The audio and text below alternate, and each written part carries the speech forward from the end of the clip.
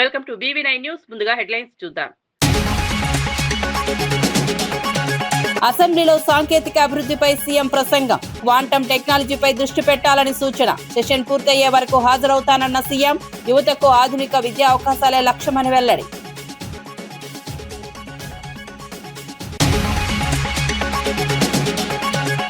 ఉండవల్లిపై SVSN Varma కీలక వ్యాఖ్యలు. అంబట్టి పరామర్శ సరైంది కాదని వర్మ ఘాటు విమర్శ. నెయ్యి సరఫరా వ్యవహారంపై ప్రశ్నించిన వర్మ. అంబట్టి జైలు వ్యాఖ్యలపై వర్మ స్పందన. నిజామాబాద్ లో ఓటు హక్కు వినియోగించిన గౌడ్. ఓటు హక్కు వినియోగం గర్వకారణమన్న మహేష్ కుమార్ గౌడ్. కాంగ్రెస్ జెండా ఎగరడం ఖాయమని వెల్లడి.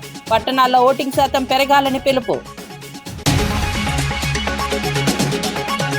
హైదరాబాద్ విభజన నిర్ణయానికి మద్దతు తెలిపిన అద్దంకి. డీసెంట్రలైజేషన్ తో సమస్యలు పరిష్కారమని వ్యాఖ్య. ప్రజాప్రాయంతోనే నిర్ణయం తీసుకున్నామని స్పష్టం. రాజకీయ విమర్శలు చేస్తున్నారన్న అద్దంకి ఆరోపణ.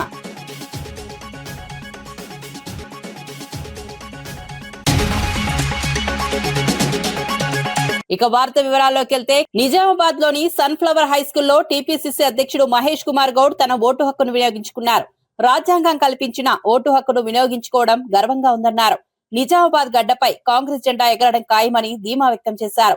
బీజేపీ మత రాజకీయాలు చేస్తోందని విమర్శించారు. ప్రజలు అభివృద్ధిని దృష్టిలో పెట్టుకుని ఓటు వేయాలని కోరారు. పట్టణాల్లో ఓటింగ్ శాతం పెరగాలని విజ్ఞప్తి చేశారు. ప్రజాస్వామ్య బలోపేతానికి ఓటు కీలకమని పేర్కొన్నారు. 2.5 గంటల్లో జరిగిన ఓట్ల శాతం చూస్తే కొంచెం తక్కువగా ఉంది.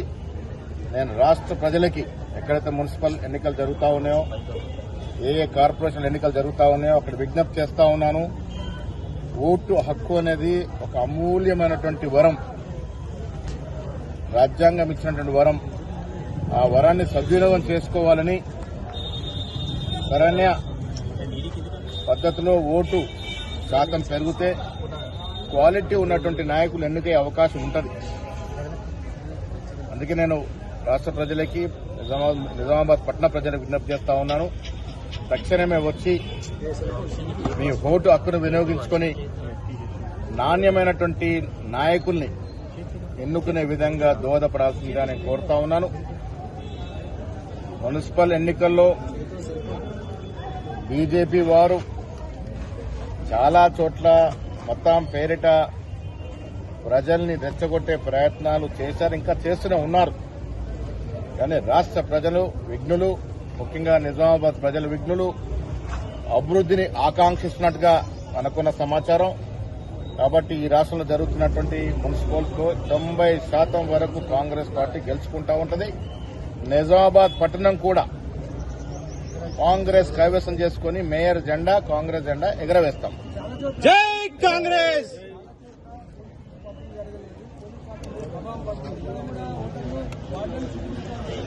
అదే ఆ ఇబ్బందులు మా దృష్టికి కూడా వచ్చాయి. ఓటర్ స్లిప్ సరిగా పంపకం జరగలేదని నేను ప్రజలు విజ్ఞప్తి చేస్తా ఉన్నా.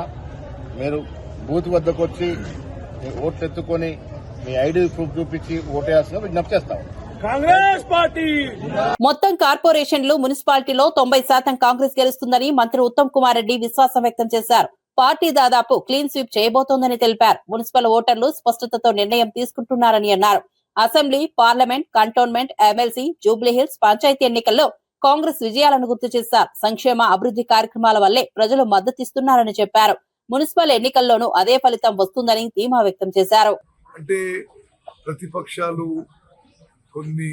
గత కొన్ని రోజులుగా, కొన్ని వారాలుగా మాట్లాడేదన్నీ కూడా అబద్దాలని చెప్పి రాష్ట్రంలో మున్సిపల్ ఓటర్లు చాలా స్పష్టమైన తీర్పు ఇవ్వబోతున్నారు. ఆ తర్వాతన్నా ప్రజల తీర్పుని గౌరవించి ఈ అనవసరమైన విమర్శలు మానేస్తే బెటర్. మనం ఈ 2 ఏళ్లలో చూస్తే అసెంబ్లీ ఎన్నికల్లో మేము గెలిచినాం, ఆ తర్వాత సికింద్రాబాద్ కంటోన్మెంట్ బై ఎలక్షన్లో మేము గెలిచినాం, ఆ తర్వాత పార్లమెంట్ ఎన్నికల్లో మేము గెలిచినాం, ఆ తర్వాత ఎమ్మెల్సీ ఎన్నికల్లో మేము గెలిచినాం, ఆ తర్వాత జూబ్లీహిల్స్ బై ఎలక్షన్స్ లో కాంగ్రెస్ పార్టీ మంచి మెజారిటీతో గెలిచినాం, ఆ తర్వాత గ్రామ పంచాయతీ ఎన్నికల్లో కాంగ్రెస్ పార్టీ మంచి కడప నగర మేయర్ పనితీరుపై టీడీపీ నగర కార్యదర్శి సుబ్బారెడ్డి తీవ్ర విమర్శలు చేశారు. పాలకవర్గం అభివృద్ధిపై దృష్టి పెట్టకుండా కేవలం రాజకీయ ప్రయోజనాల కోసం వ్యవహరిస్తోందని ఆరోపించారు. పీపీపీ మోడ్ అంశంలో ఎమ్మెల్యేను లాగడం సరికాదని అజెండా నిర్ణయించే అధికారం మేయర్దేనని గుర్తు చేశారు. గతంలో పాత బస్టాండ్ను ప్రైవేట్ వ్యక్తులకు అప్పగించే ప్రయత్నం చేసినప్పుడు ఎందుకు అభ్యంతరం చెప్పలేదని ప్రశ్నించారు. ప్రజలను తప్పుదారి పట్టించే ప్రయత్నాలు మానుకోవాలని హితవు పలికారు. నగర అభివృద్ధి కోసం పారదర్శక నిర్ణయాలు తీసుకోవాలని డిమాండ్ చేశారు. ఎందుకంటే ప్రతిసారి గౌరవ మేయర్ గారు కానీ ఉన్న పాలకవర్గంలో ఉన్న సభ్యులు కానీ చట్టాల గురించి సంప్రదాయాల గురించి మాట్లాడే వీళ్ళు ఏదైతే నిన్న సర్వసభ్య సమావేశం పెట్టినారో ఈ సమావేశాన్ని గతంలో ఎన్నో మార్లు మా ఎమ్మెల్యే గారి ద్వారా అధికారుల ద్వారా మేము కోరడం జరిగింది. ప్రజా సమస్యలపైన చర్చించాలా, జనరల్ బాడీని సమావేశపరచండి అని చెప్పి.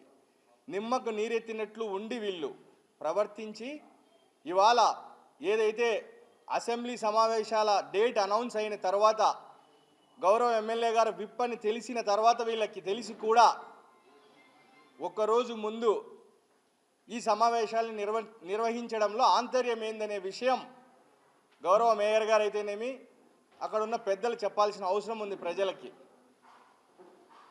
ఇకపోతే ఎప్పుడు కూడా జనరల్ బాడీ మీటింగ్ అంటే డైరెక్ట్గా మనం కార్పొరేషన్లోనే ఏదైతే అజెండా ఉంటుందో ఆ అజెండాని మనం అక్కడే ప్రస్తావించడం కానీ అక్కడున్న సభ్యులు గౌరవ సభ్యులు అందరూ కూడా దానిపైన డిస్కషన్ చేయడం, అది ఏదైతే ఒకవేళ ఆమోదయోగ్యం కాదో అవన్నీ కూడా తిరస్కరించడం జరుగుతుంది. అయితే కొత్తగా ఇప్పుడు జరిగిన విషయం ఏంటంటే ఈ జనరల్ బాడీ మీటింగ్లో ఏ అంశాలని వీళ్ళు తిరస్కరించాలా, ఏ అంశాలని వీళ్ళు ఆమోదించాలా అనే విషయాన్ని ప్రీ జనరల్ బాడీ మీటింగ్ ఒక దగ్గర సమావేశపడి అక్కడ వాళ్ళ ఆదేశాలకు అనుగుణంగా వీళ్ళు నిన్న జనరల్ బాడీలోకి రావడం జరిగింది. ఇంతకంటే దౌర్భాగ్యం ఇంకొకటి లేదని చెప్పి తెలియజేస్తూ ఉన్నాం. పీపీపీ మోడల్కి ఇక్కడ పెట్టిన అజెండాకి ఎలాంటి సంబంధం లేని మా ఎమ్మెల్యే గారి గురించి నిన్న సాక్షిలో కథనాలు రావడం నిజంగా చాలా దౌర్భాగ్యమైన పరిస్థితి. ఎందుకంటే ఏదైతే కార్పొరేషన్కి సర్వసభ్య సమావేశానికి సంబంధించిన అజెండా ఉంటుందో ఆ అజెండా రూపకల్పనలో పూర్తి స్థాయిగా గౌరవ మేయర్ గారికి, కమిషనర్ గారికి, లేకపోతే ఆ గౌరవ సభ్యులు ఎవరైతే ఏదైనా వాళ్ళ పాయింట్స్ ఇస్తే అవన్నీ కూడా అందులో పొందుపరచడం జరుగుతుందే తప్ప ఎమ్మెల్యే గారికి ఎలాంటి సంబంధం ఉండదు. అలాంటి అంశాన్ని తీసుకొని వచ్చి ఈరోజు ఎమ్మెల్యే గారు ఏదో ఈ ఆస్తులన్నింటినీ కూడా ఏదో తన అన్నయ్యలకి కట్టబెట్టే దాంట్లో భాగంగా పీపీపీ మోడల్ ద్వారా దాంట్లో కట్టబెట్టడానికి భాగంగా ఈ విధంగా చేసినారని చెప్పి, అంటే ప్రజలని తప్పుదో పట్టించే కార్యక్రమాలని ఇప్పటికైనా మానుకోవాలని చెప్పి తెలియజేస్తూ ఉన్నాం.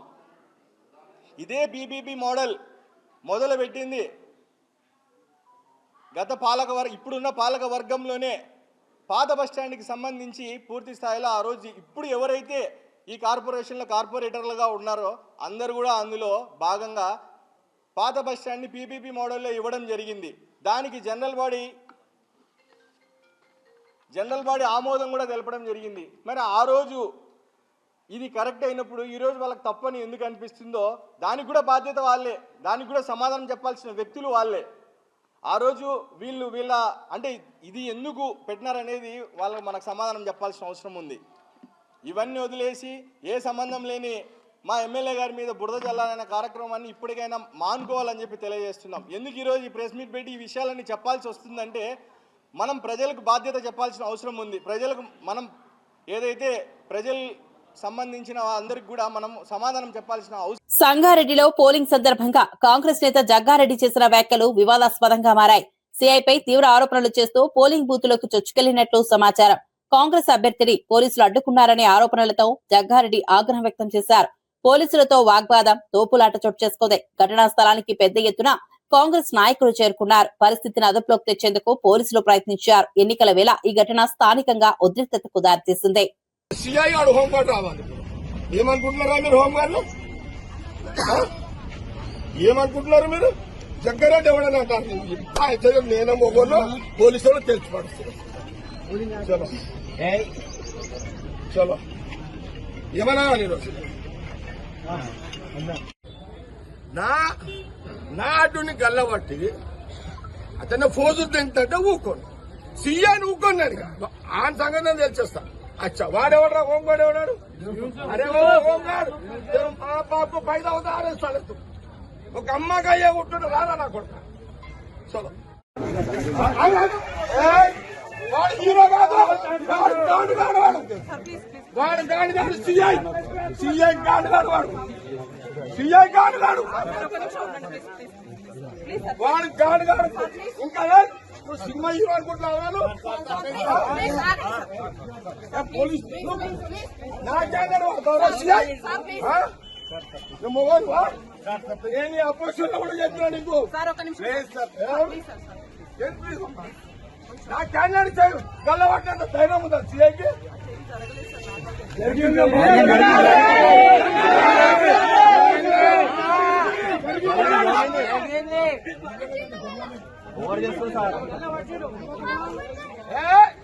సిఐ నాకు తెలుసురా, పోలీసు నాకు తెలుసు, సిఐ వచ్చేదాడు నాకు తెలుసు.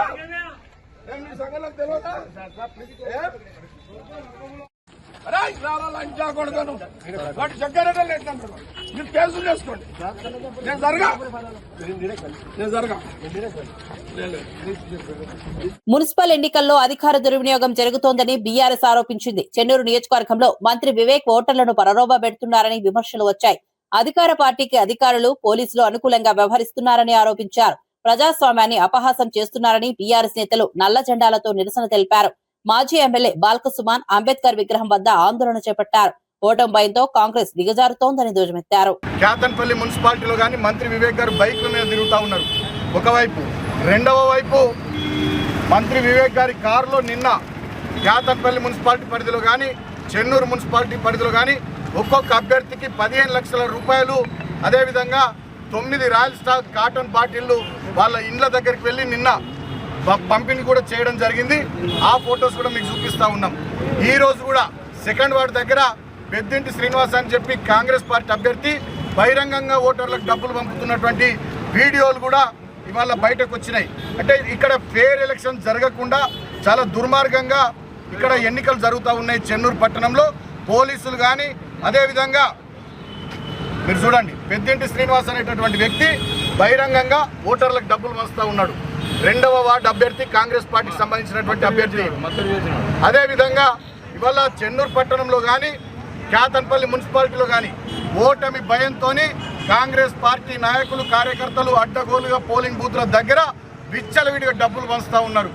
అదేవిధంగా మా నాయకులు, మా కార్యకర్తలు, మా అభ్యర్థులు, మా అభిమానులు పోలింగ్ బూత్కు 100 మీటర్ల దూరంలో ఉంటే ఇక్కడ ఉండే ఏసీపీ చెన్నూరు, ఈ జైపూర్ ఏసీపీ కానీ, చెన్నూరు సిఐ కానీ, ఇక్కడ ఉండే ఎస్ఐలు, పోలీసులు మా వాళ్ళని చెదరగొడుతున్నారు, దాడులు చేస్తూ ఉన్నారు, భయభ్రాంతులకు గురి చేస్తూ ఉన్నారు.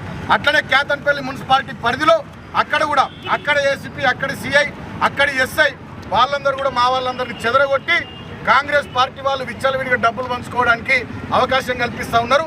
ఇది చాలా దుర్మార్గం, అనైతికం. ఈ 2 మున్సిపాలిటీల్లో ఓడిపోతుందనే ఓటమి భయంతోనే ఈ రకంగా ప్రలోభాలకు తెరలేపిర్రు. పూర్తి స్థాయిలో గతంలో ఎన్నడూ లేదు. మేము కూడా 10 సంవత్సరాలు పరిపాలన కొనసాగించినాం. చెన్నూరు నియోజకవర్గంలోని 2 మున్సిపాలిటీల్లో పోలీసు రాజ్యం చేసిర్రు, గుండా రాజ్యం చేసిర్రు. ప్రలోభాలకు తెరలేపి ఓటమి భయంతో అనైతికంగా ఏదో రకంగానైనా గెలవాలనేటటువంటి కుట్రలు చేస్తూ ఉన్నారు. దానికి నిరసనగా వాళ్ళ మా నాయకులు, కార్యకర్తలు, అదేవిధంగా మా అభ్యర్థులు వీళ్ళందరికీ మద్దతుగా ఈ పోలీసు ఎన్డీఏ ఎమ్మెల్యేల సమావేశంలో సీఎం చంద్రబాబు సాంకేతిక అభివృద్ధిపై మాట్లాడారు. అసెంబ్లీ సెషన్ పూర్తయ్యే వరకు తాను హాజరవుతానని తెలిపారు. క్వాంటం టెక్నాలజీ ప్రయోజనాలను వినియోగించుకోవాలని సూచించారు. కాలానుగుణ మార్పులకు అనుగుణంగా సాంకేతికతను అందిపుచ్చుకోవాలని పిలుపునిచ్చారు. లక్షలాది మంది క్వాంటం కోర్సులకు దరఖాస్తు చేసుకున్నారని పేర్కొన్నారు. యువతకు ఆధునిక విద్యావకాశాలు కల్పించడమే లక్ష్యమని స్పష్టం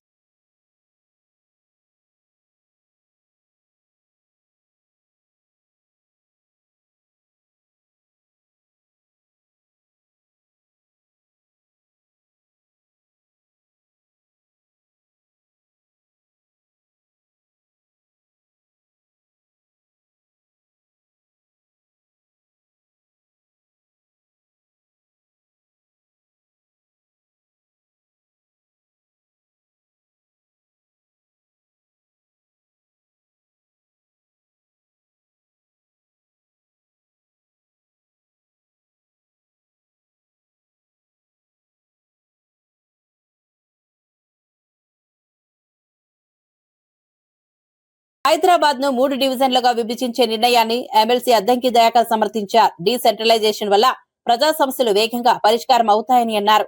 గతంలో ప్రజలు అనేక ఇబ్బందులు ఎదుర్కొన్నారని గుర్తు చేశారు. ఇప్పుడు ప్రాంతీయ కార్యాలయాల ద్వారా నేరుగా సమస్యలు పరిష్కారం అవుతాయని తెలిపారు. ఇది సీఎం వ్యక్తిగత నిర్ణయం కాదని ప్రజాభిప్రాయ సేకరణ తర్వాతే తీసుకున్న నిర్ణయమని స్పష్టం చేశారు. బీఆర్ఎస్ నేతలు రాజకీయ ప్రయోజనాల కోసం విమర్శలు చేస్తున్నారని ఆరోపించారు.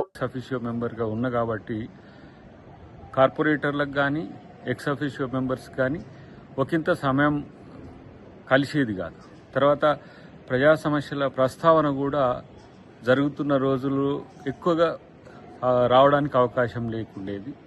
ఇప్పుడు ఈ 3 డివిజన్లు చేయడం వల్ల హైదరాబాద్ను డీసెంట్రలైజేషన్ ఆఫ్ ది పవర్, అందరూ కూడా అన్ని సమస్యలు మనం తీర్చుకోవడానికి అవకాశం ఉంది.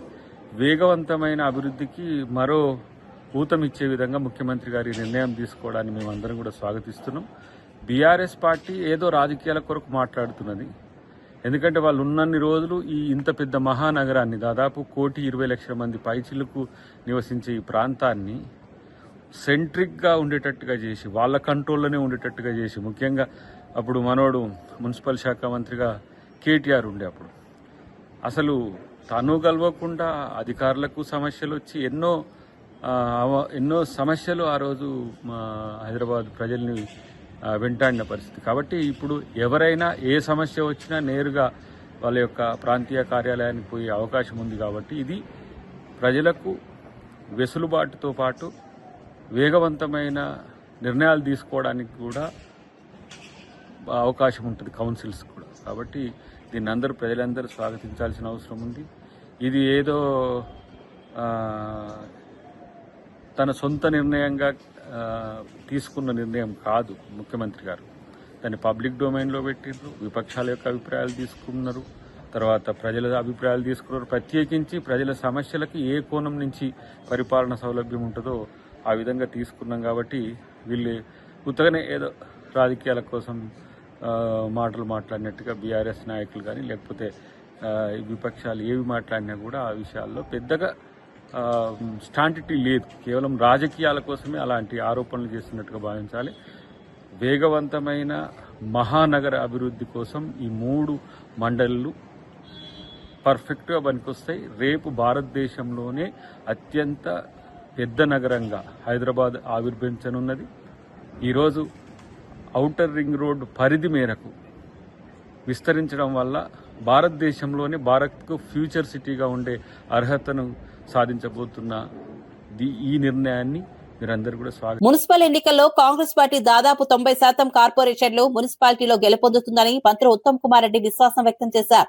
Assembly, parliament, cantonment, MLC, Jubilee Hills పంచాయతీ ఎన్నికల్లో ఇప్పటికే ప్రజలు కాంగ్రెస్ కు తిరుగులేని మద్దతు ఇచ్చారని గుర్తు చేశారు. మున్సిపల్ ఓటర్లు కూడా స్పష్టమైన ఆలోచనతో అభివృద్ధి సంక్షేమానికి ప్రాధాన్యం ఇస్తున్నారని తెలిపారు. కాంగ్రెస్ ప్రభుత్వం చేపట్టిన పథకాలు, పట్టణ అభివృద్ధి కార్యక్రమాలు ప్రజల్లో విశ్వాసం పెంచాయని పేర్కొన్నారు. ఈ ఎన్నికల్లో కాంగ్రెస్ దాదాపు క్లీన్ స్వీప్ చేస్తుందని, ప్రజలు మరోసారి తనపై నమ్మకం ఉంచుతారని ధీమా వ్యక్తం చేశారు. అంటే ప్రతిపక్షాలు గత కొన్ని రోజులుగా, కొన్ని వారాలుగా మాట్లాడేదన్నీ కూడా అబద్ధాలని చెప్పి రాష్ట్రంలో మున్సిపల్ ఓటర్లు చాలా స్పష్టమైన తీర్పు ఇవ్వబోతున్నారు. ఆ తర్వాతన్నా ప్రజల తీర్పుని గౌరవించి ఈ అనవసరమైన విమర్శలు మానేస్తే బెటర్. మనం ఈ 2 ఏళ్లలో చూస్తే అసెంబ్లీ ఎన్నికల్లో మేము గెలిచినాం, ఆ తర్వాత సికింద్రాబాద్ కంటోన్మెంట్ బై ఎలక్షన్లో మేము గెలిచినాం, ఆ తర్వాత పార్లమెంట్ ఎన్నికల్లో మేము గెలిచినాం, ఆ తర్వాత ఎమ్మెల్సీ ఎన్నికల్లో మేము గెలిచినాం, ఆ తర్వాత జూబ్లీహిల్స్ బై ఎలక్షన్స్ లో కాంగ్రెస్ పార్టీ మంచి మెజారిటీతో గెలిచినాం, ఆ తర్వాత గ్రామ పంచాయతీ ఎన్నికల్లో కాంగ్రెస్ పార్టీ కూటమి ప్రభుత్వం ఇచ్చిన హామీల్లో ఒకటి కూడా పూర్తిగా అమలు కాలేదని వైఎస్ఆర్సీపీ ఎమ్మెల్సీ వరద కళ్యాణ్ విమర్శించారు. అయినప్పటికీ గవర్నర్ ప్రసంగంలో విజయ గాథలుగా చూపించారని ఆరోపించారు. గత 2 బడ్జెట్ల ప్రసంగాల మాదిరిగానే ఈసారి కూడా వాస్తవాలను వక్రీకరించారని అన్నారు. గవర్నర్ గారు కూడా ఇబ్బందిగా చదివినట్లు అనిపించిందని వ్యాఖ్యానించారు. ప్రజలకు ఉపశమనం కలిగించే చర్యలు లేకుండా కేవలం మాటలతోనే పరిపాలన కొనసాగుతోందని విమర్శించారు. వాస్తవ పరిస్థితులను దాచిపెట్టి రాజకీయ ప్రయోజనాల కోసం ప్రసంగాలు ఉపయోగిస్తున్నారని అన్నారు. అసలు గత 2 బడ్జెట్లో కూడా అబద్ధాలు చెప్పించడమే కాకుండా ఇప్పుడు 3వ బడ్జెట్లో కూడా అదే అబద్ధాలని వల్లి వేయించారు. నిజం చెప్పాలంటే గవర్నర్ గారు కూడా బాధపడుతూ ఉండుంటారు, నాతో ఇలాంటి అబద్ధాలు చదివిస్తున్నారే అనేసి. ఎందుకంటే ఈ రాష్ట్రంలో ఈ 19 నెలలుగా ఇచ్చిన ఏ ఒక్క హామీ అమలు చేయలేదు. ఒక దుష్ట పరిపాలన సాగుతూ ఉండే పరిస్థితి. దాన్ని కప్పిపుచ్చుకోవడం కోసం అత్యున్నత స్థానంలో కూర్చున్న గవర్నర్ గారితో ఇలాంటి అబద్ధాలు చెప్పించడం నిజంగా చాలా బాధాకరం. ఈ రాష్ట్రంలో ఈరోజు తీసుకుంటే ప్రజాస్వామ్యం అనేది లేదు, శాంతి భద్రతలు లేవు, అభివృద్ధి లేదు, సంక్షేమం లేదు, ఉద్యోగాలు లేవు. అలాగే ఉద్యోగస్తులకి ఈరోజు శాంతి లేని పరిస్థితి నెలకొనుంది. ఈ రాష్ట్రంలో ఎవరిని అడిగినా, ఏ ప్రజలను అడిగినా కూడా చెప్తారు ఎలాంటి పాలన సాగుతుంది అని అడిగితే ఈ రాష్ట్రంలో అశాంతి, అప్పులు, అలాగే అక్రమ కేసులు, అశ్లీల నృత్యాలు, అప్రజాస్వామికమైన పాలన సాగుతూ ఉంది అనేసి ప్రతి ఒక్క ప్రజలు చెప్పే పరిస్థితి మనం చూస్తూ ఉన్నాము. కాకినాడ జిల్లాలో మాజీ ఎమ్మెల్యే ఎస్వీఎస్ఎన్ వర్మ కీలక వ్యాఖ్యలు చేశారు. ఉండవల్లి అరుణ్ కుమార్ సాధారణంగా ఏ పార్టీకి చెందిన వారు కాకుండా న్యూట్రల్ గా ఉండే వ్యక్తి అని పేర్కొన్నారు. అలాంటి వ్యక్తి ముఖ్యమంత్రిని దూషించిన వ్యక్తిని పరామర్శించడం తమకు ఇబ్బందికరంగా అనిపిస్తోందన్నారు.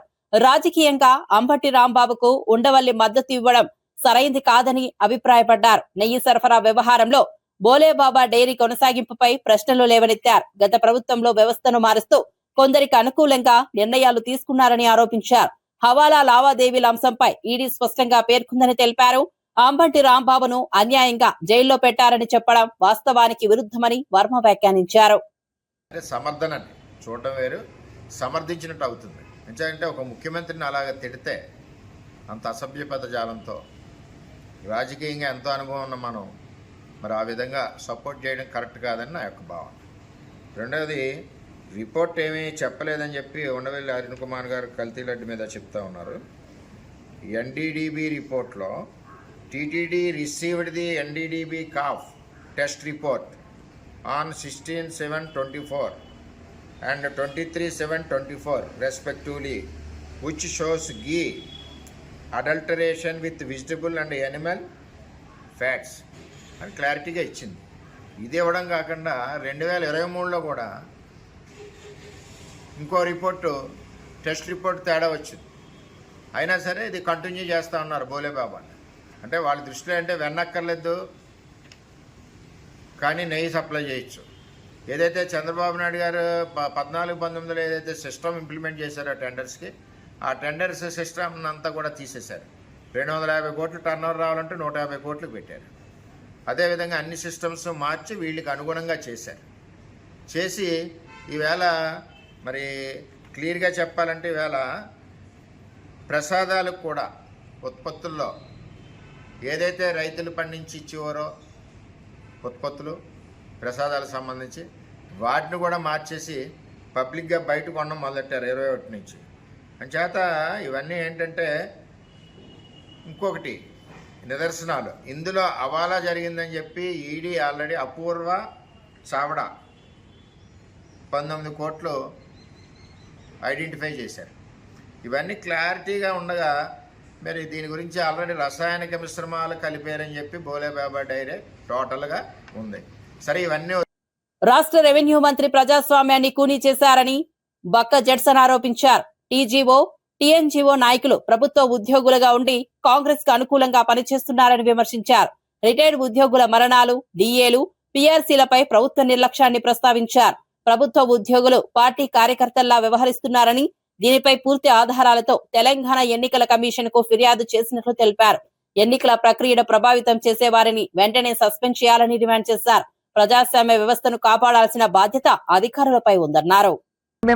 ఎన్నికల్లో ఓట్లు వేపియాలి, ఉద్యోగ నాయకులు కూడా ఎట్టెట్లో ఓట్లు వేపిస్తాం, ఏ బూత్లలో ఎన్నెట్లో ఓట్లున్నాయి, మీకు బంగారు పళ్ళంలో పెట్టి గెలిపిస్తామని చెప్పి ప్రజా ఖజానా నుండి జీతాలు తీసుకొని మరి వాళ్ళు ఈరోజు 63 మంది రిటైర్డ్ ఉద్యోగులు మరణించినా వీళ్ళు మాట్లాడరు. ప్రభుత్వం డిఏలు ఇవ్వకున్నా వీళ్ళు మాట్లాడరు, పిఆర్సీలు ఇవ్వకున్నా వీళ్ళు మాట్లాడరు. కానీ ఈరోజు ప్రభుత్వానికి మాత్రం తాబేదారు లెక్క పనిచేస్తున్నారు, బానిస లెక్క పనిచేస్తున్నారు, చెప్రాసి లెక్క పనిచేస్తున్నారు. కాంగ్రెస్ పార్టీ కార్యకర్తల లెక్క ఈరోజు ఉద్యోగ సంఘాలు పనిచేస్తున్నాయి. దాని పూర్తి ఫుల్ ఫోన్ ఎవిడెన్స్లతో సహా ఈరోజు తెలంగాణ మన ఎలక్షన్ కమిషన్ కు ఈరోజు ఫిర్యాదు చేయడం జరిగింది. మున్సిపల్ ఎన్నికల్లో గెలిపించేటట్టుగా, రిగ్గింగ్ చేసేటట్టుగా, దొంగ ఓట్లు వేసేటట్టుగా ఈరోజు టీఎన్జిఓ టీజీఓ నాయకులు ఇద్దరు కూడా తెలంగాణ ప్రభుత్వానికి బ్రోకర్ల లెక్క, కార్యకర్తల లెక్క ఏ విధంగా పనిచేసినారని చేసి ఓసారి మిమ్మల్ని వినిపిస్తా. ఇది ఒక టెలికాన్ఫరెన్స్ కార్యకర్తలు నాయకుని మధ్యలో జరిగింది కాదు. ఈ టెలిఫోన్ సంభాషణ కాంగ్రెస్ కార్యకర్తలకు, పిసిసి అధ్యక్షుడికి కాదు, బాజాప్తా ప్రభుత్వ ఉద్యోగులకు, రాష్ట్ర మంత్రికి సంబంధించిన ఆడియో ఇది.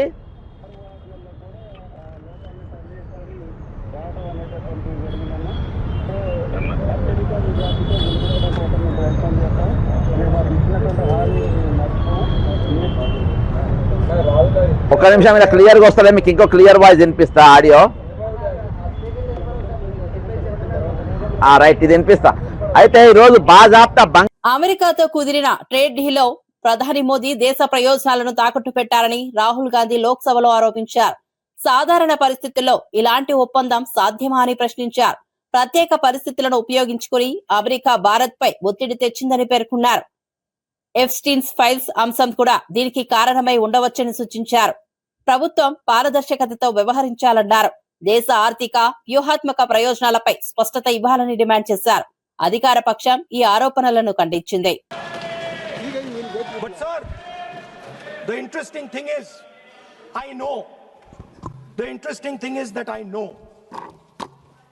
that the Prime Minister would not sell India under normal circumstances. He will not do it. You know why he sold India? Because they are choking him. Mr. Rahul, address to the chair, please. He has sold India because they are choking him. They've got a grip on his neck.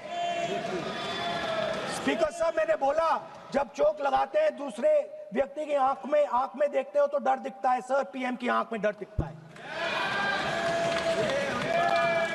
दिख रहा है sir आंख में आंख नहीं मिला पाते हैं. स्पीकर सर दो चीजें हैं सर. एक sir Epstein case sir, 3 million files are still locked up. उसका इस विषय से कोई संबंध नहीं. मैं क्यों बोल रहा हूं? I will not allow you. आप कौन होते हैं? మరిన్ని అప్డేట్స్ కోసం చూస్తూనే ఉండండి BV9 న్యూస్.